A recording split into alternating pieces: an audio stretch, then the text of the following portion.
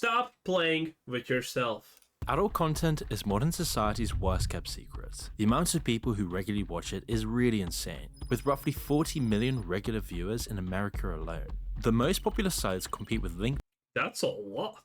and Netflix for popularity, whilst roughly 1 in 7 of all internet searches are people seeking Well, let's be fair, Netflix is lame. it out. With an average user getting their first exposure at just 13 years old, we don't know nearly enough about how damaging adult content truly is in the modern world. But new studies have confirmed some of our worst fears, with evidence linking adult content to addiction, dysfunction, and permanent physical damage to the brain. Meanwhile, the generation most immersed in this Makes sense. content are also the loneliest in living memory. Young people today are less likely to form lasting relationships and connect with each other than ever before. So let's uncover the terrible consequences of modern society's new addiction and how it's Well, that is true. I feel that, this stuff is not entirely Solo to blame here, obviously. sabotaging millions of young men and women's chances for love, as it's becoming clear that adult content is destroying dating forever. It might seem obvious that adult content is impacting young people's relationships. Whatever you think about it, most people wouldn't be completely comfortable with their partner consuming it on a regular basis. But it's easy just to focus on what it does to relationships. Instead, we're going to explore how adult content sabotages men from the offset, making even just dating far more difficult. Everyone's experience is different, but there's a few problems that people instinctively know are there. There's worries that adult content could act like a substitute for real human interaction. What is this bot thing that's going on? That's in the video. Men who consume it could lose motivation and their drive for a better life, as long as they're more comfortable consuming the content rather than putting themselves out there. Other people think it might make reality look worse in comparison, slowly raising people's expectations. I mean, that's actually completely true. It does set unrealistic expectations. I can tell you that from experience. It truly does. And sabotaging their feelings for their partner. After all, real life doesn't have cinematic lighting, makeup team, or flattering camera angles. And then there's the question of whether adult content makes people think more transactionally about relationships and intimacy. If someone's been consuming false content for years, living in a dopamine-filled bubble, it might cheapen the real experience. These are all good questions, but even with all the soul-searching and introspection in the world, it's really hard to tell how watching adult content actually changes you. Luckily, we don't need to get too philosophical here. New research on the effects adult content is having on our brains is confirmed. I'd argue the philosophical aspect of this is arguably more important than the actual hard science evidence one. Because all the damage that it does to society is very much non-scientific. Well, you can scientificize it if you want, but confirming all of our worst fears. By looking at the facts, we can predict the awful consequences for young men and the dating world in general. Back in the days when tobacco companies still had complete control of the government, they developed a whole bag of tricks to ensnare lifelong customers. Most of their advertising was redundant, just reminding good times. People that their addiction existed was more than enough. Instead, their main goal was to get new smokers, children, and teenagers who were most susceptible to picking up the lifelong habits sucked into their trap. So the By the way, and all the medical evidence at that time was like, yeah, this is great. No problems whatsoever. In fact, it boosts your health. And we are still trusting the same companies now, they're saying different stuff. Nice. company started putting adverts next to sugary drinks and snacks, or they display their adverts lower than usual, right at a child's eye level. This meant kids began associating them with pleasure before they'd even started smoking in the 5th grade. Man, that was an awesome time. Picked up their first cigarettes. It was these techniques that doomed millions of people around the world to shorter, more painful lives. And the modern adult content industry uses modernized versions of these same techniques. In fact, a lot of it is done for them already. Instead of candy cigarettes, social media plays the same role. Most kids have already been conditioned into the reward path of scrolling for content by TikTok and YouTube. It's a seamless progression as kids enter Wait, you're telling me that there's a TikTok XXX version? puberty, they explore their new interests in exactly the same way they consume other content. The major tube sites are designed to look and act exactly like their safer work equivalents. It's the beginning of a cycle of addiction for these kids that's far more dangerous and damaging than anyone ever predicted.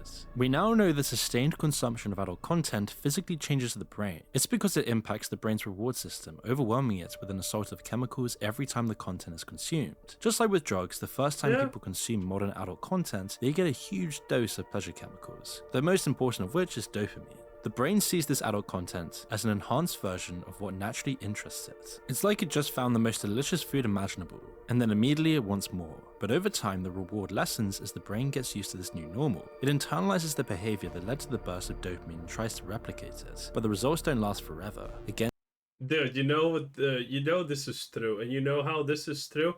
Because think about how many, well, literally fetishes have been normalized, you know? The poop one, the whatever ones, all of this. This is now normalized. Remember when 2 girls, 1 cup was considered, oh my god, the most horrific thing on the internet? Yeah, I remember.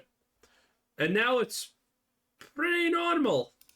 and just like with any drug, over time the brain builds up a tolerance. It pushes the person to spend longer seeking out more extreme content. One study found that just under half of the regular viewers they interviewed had actively searched for things they used to find disgusting and undesirable. Naturally, the rational side of the human brain finds all of this distressing. Adult content doesn't just activate dopamine, it also creates feelings of shame, guilt, and other negative emotions. Emotions that can only be forgotten and silenced by descending further into the loop of addiction. In other words, it breeds the same destructive apathy Damn, that was dark. that heavy drug users might experience. And so it shouldn't be any surprise then that this destructive cycle is altering people's brains, especially in young men. One side effect researchers found when studying the brain of adult content addicts was a reduction in the striatum. This is where the brain's higher decision-making processes are found. Damage and a loss in brain matter there lends weight to the claim that people build up a tolerance to adult content over time. But it could also have unforeseen consequences for how people live their lives and how content they are with them. We've also seen evidence that excessive adult content use can lead to the damage in the connections between the decision-making center of the brain and the reward system. It means that adult content could actually be draining the pleasure from the rest of its audience's life. Another thing researchers have noticed. Yeah, that makes sense. Literally, as stated previously, the same effect as drugs. Because, again, you know, all the cinematic shots, all of the things that you see, that is way different than real life and whatnot. So, and it's technically better in that aspect than real life because it's specifically romanticized. It's made more appealing with all different kinds of ways. So this completely tracks. Noticed is that addicts have much less of a response to simple images. Compared to people who have never seen it, regular viewers of adult content just weren't showing the same response. Adult content, it seems, permanently changed their preference to the point where anything natural just didn't work anymore. It makes sense when you consider another massively widespread effect of adult content addiction, dysfunction. While it was once something Dude, dysfunction, aka ED, has shot up through the roof in the past how many years. It's absolutely insane. widespread effect of adult content addiction, dysfunction. While it was once something that rarely affected young, healthy adults, these issues now affect over a quarter of men under 40. It's a number that's been going up ever since online adult content became so widespread. On top of this strange coincidence, multiple studies have linked the heavy use and above 40, if I'm not mistaken, this was 50-ish%, so you know, you're kind of flipping a coin at one point. Oof. of adult content to male dysfunction. While it's hard to measure the reasons for why this happens, the most logical explanation is pretty simple. The completely unrealistic world. By the way, imagine this. Under 40, 1/4 of all men are not even your competition because they are fearful to try because, obviously, no one wants to be in that position. And you still can't get a girlfriend. 1/4 of the men out there are not even trying and you still can't get a girlfriend. How bad is that? that adult content portrays eventually outshines reality, conditioning heavy users to the point that the real world just doesn't compare anymore. There are too many terrible consequences on the brain to list, but even just with this small selection, we can see why adult content can have an awful effect on a relationship. It may well be damaging to relationships in general, or adult content could stop men from making these connections to begin with. So let's explore what's going so wrong and how adult content has left its mark on modern dating culture. Now that we know what adult content is doing to young men's brains and bodies, we can predict what effect it's having on dating. One massive problem we've seen over the past decade is the massive rise in young men who just aren't building intimate relationships. I mean, this is an obvious answer to the problem that was just said. Yeah, everyone expected this. Society demonizes these people as incels, but in reality, they're not all stereotypical neckbeards. Yeah. Those caricatures make up a tiny portion of the millions of people suffering from this loneliness problem. I mean, the fact that 1 in 3 men are completely checking out of the dating world should be a massive warning sign for the path of society. 1 in 3 men, but 1 in 3 men also lied about not being a part of this group. I think a lot of people honestly lie about these things.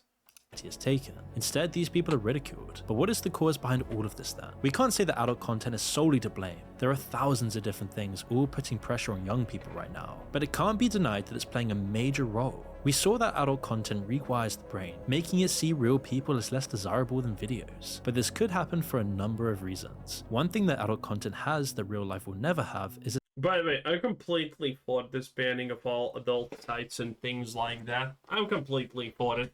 It would make the world better, because it would instantaneously just push people out to try. And the ones that don't try, well, you know, there would be less of them. So that's a good thing. I'm completely for this. a sense of safety. There's no real checks or tests or struggle involved in consuming it at all, other than just clicking the I'm over 18 button. People naturally find the easiest way of fulfilling a need and stick to it. Leaving that comfort zone and finding a real relationship is so much harder, especially today, that it's not actually that surprising that our animal brains aren't bothering at all. Of course, while it's easier at first, Well, a big problem of that is unrealistic expectations set by pretty much everything you see in modern society. Everyone's trying to be the best at living lives. Everyone wants to pretend they're rich. Everyone wants to pretend this. Everyone wants to make everyone else think that, oh wow, I'm so cool and whatnot. And thus, you know, a woman finds a normal guy. He's nice. She kind of likes him, but well, he can't give her what she sees on social media, and vice versa. And that's kind of a big issue.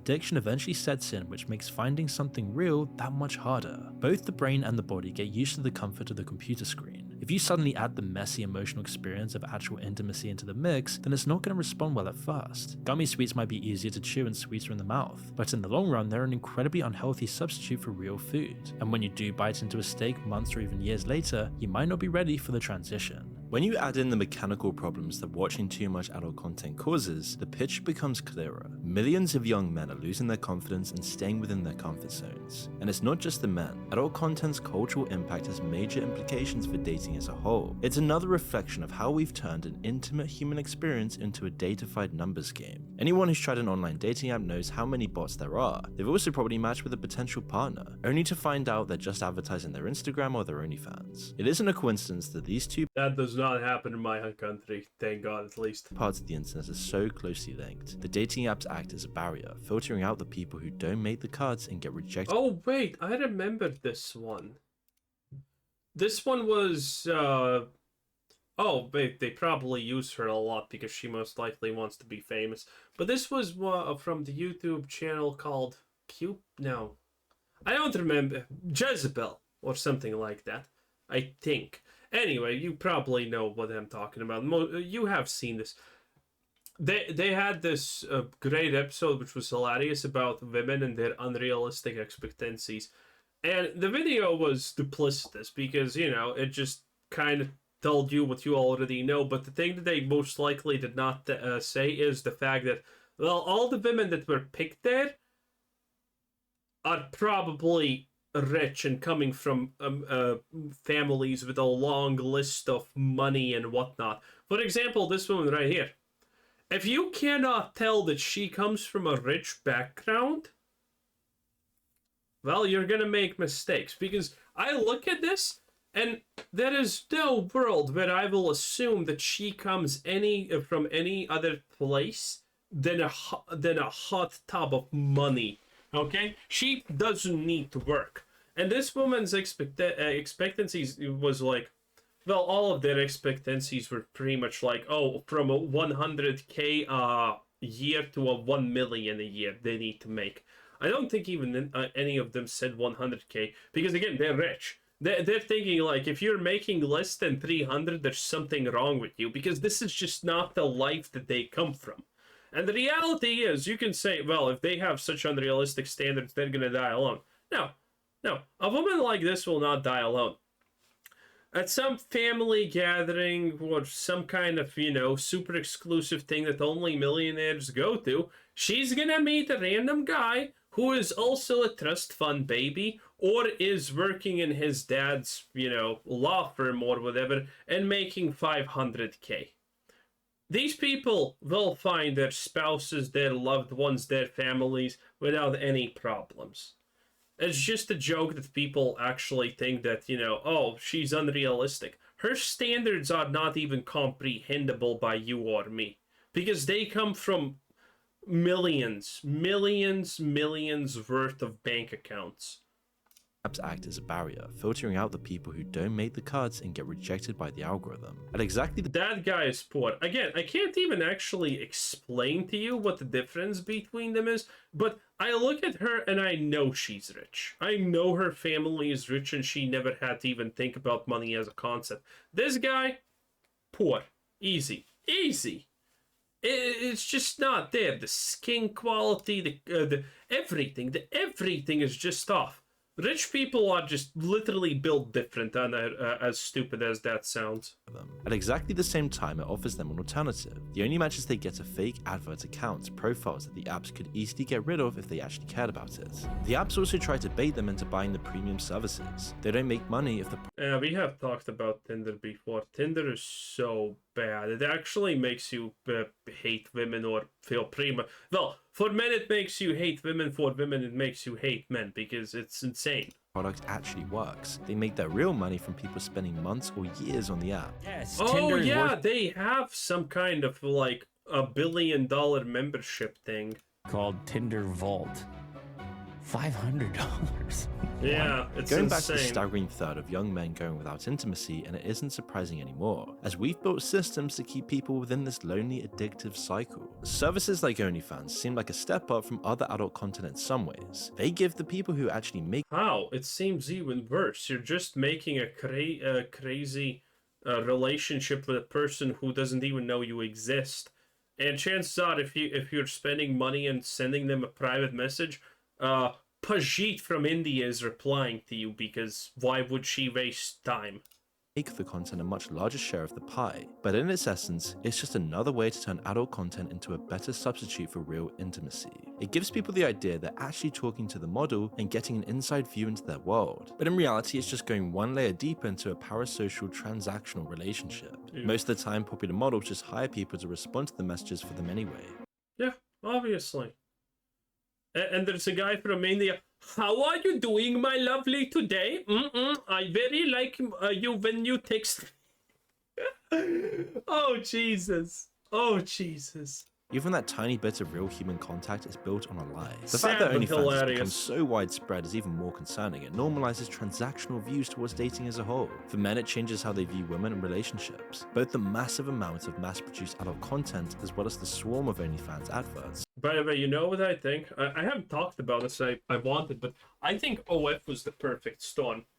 And in the way that OF appeared, then there were women, and some of them start making really good money, obviously, because the top are millionaires. You if you are the top 0.01% of OF, you are a millionaire. There's no question about it.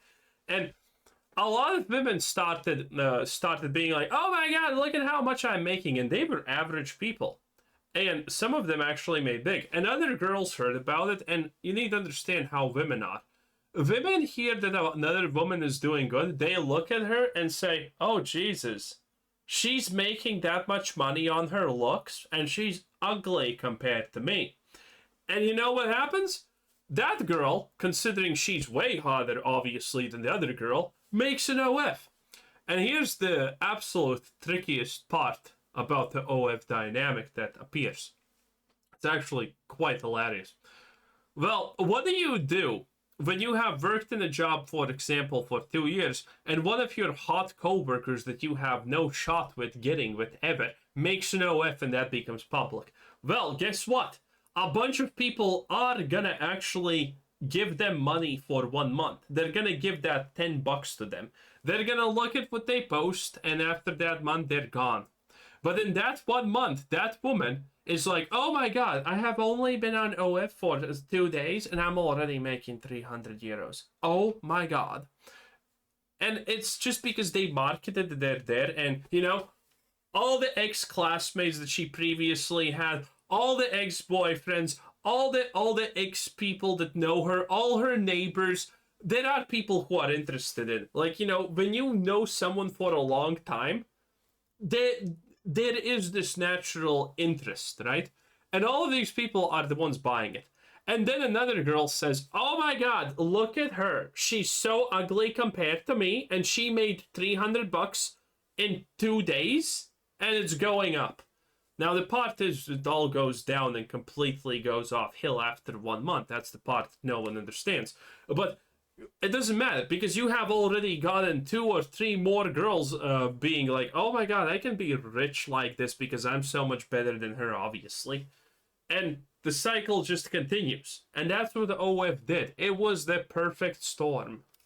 Just tells them that intimacy is something to be consumed and bought. And for women, it encourages them to see themselves Where have I seen her before? in the same way. It shows them a whole catalogue where men are given a number and a value for however many fans they can get. People inevitably focus Well, anyway, we know all about Tinder and OF. We have done these discussions a lot. They're kind of hilarious but sad at the same time.